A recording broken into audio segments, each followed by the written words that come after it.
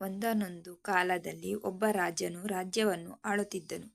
ಒಂದು ದಿನ ಒಬ್ಬ ವಿದೇಶಿ ಸಂದರ್ಶಕ ಅವನ ಆಸ್ಥಾನಕ್ಕೆ ಬಂದು ರಾಜನಿಗೆ ಒಂದು ಸುಂದರವಾದ ಕಲ್ಲನ್ನು ಉಡುಗೊರೆಯಾಗಿ ಕೊಟ್ಟನು. ಆ ಕಲ್ಲನ್ನು ನೋಡಿ ರಾಜನಿಗೆ ಬಹಳ ಸಂತೋಷವಾಯಿತು.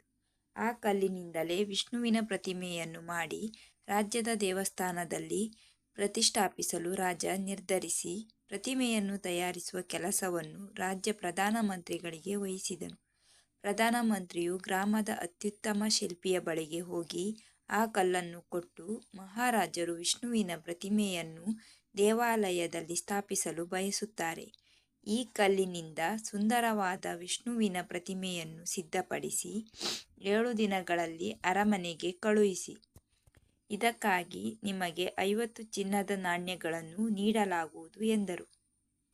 50 ಚಿನ್ನದ ನಾಣ್ಯಗಳನ್ನು ಕೇಳಿದ ನಂತರ ಶಿಲ್ಪಿ ಸಂತೋಷಗೊಂಡರು ಮತ್ತು ಪ್ರಧಾನಮಂತ್ರಿ ಅಲ್ಲಿಂದ ಹೋದ ನಂತರ ಅವರು ಪ್ರತಿಮೆಯ ನಿರ್ಮಾಣ ಕಾರ್ಯವನ್ನು ಆರಂಭಿಸಿದರು. ಅವನು ತನ್ನ ಉಪಕರಣಗಳಿಂದ ಸುತ್ತಿಗೆಯನ್ನು ತೆಗೆದುಕೊಂಡು ಕಲ್ಲನ್ನು ಹೊಡೆಯಲು ಪ್ರಾರಂಭಿಸಿದರು. ಆದರೆ ಕಲ್ಲು ಹಾಗೆಯೇ ಇತ್ತು. ಶಿಲ್ಪಿ ಸುತ್ತಿಗೆಯಿಂದ ಕಲ್ಲಿಗೆ ಹಲವು ಬಾರಿ ಹೊಡೆದರೂ ಕಲ್ಲು ಒಡೆಯಲಿಲ್ಲ. ಸುಮಾರು 50 ಬಾರಿ ಪ್ರಯತ್ನಿಸಿದ ನಂತರ ಶಿಲ್ಪಿ ಕೊನೆಯ ಬಾರಿಗೆ ಪ್ರಯತ್ನಿಸಲು ಸುತ್ತಿಗೆಯನ್ನು ಎತ್ತಿಕೊಂಡನು. ಆದರೆ ಸುತ್ತಿಗೆಯನ್ನು ಹೊಡೆಯುವ ಮೊದಲು ಅವನು ಕೈಯನ್ನು ಹಿಂದಕ್ಕೆ ತಂದನು.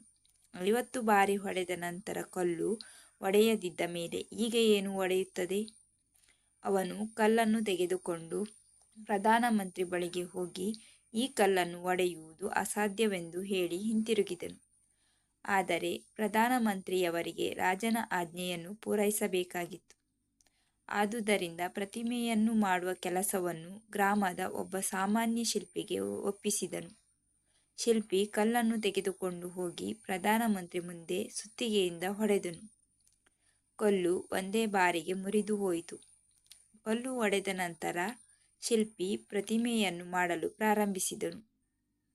ಇಲ್ಲಿ ಮೊದಲ ಶಿಲ್ಪಿ ಕೊನೆಯ ಪ್ರಯತ್ನ ಮಾಡಿದರೆ ಅವನು ಯಶಸ್ವಿಯಾಗುತ್ತಿದ್ದ ಮತ್ತು 50 ಚಿನ್ನದ ನಾಣ್ಯಗಳಿಗೆ ಅರ್ಹನಾಗಿರುತ್ತಿದ್ದ ಎಂದು ಪ್ರಧಾನಮಂತ್ರಿ ಯೋಚಿಸಿದರು.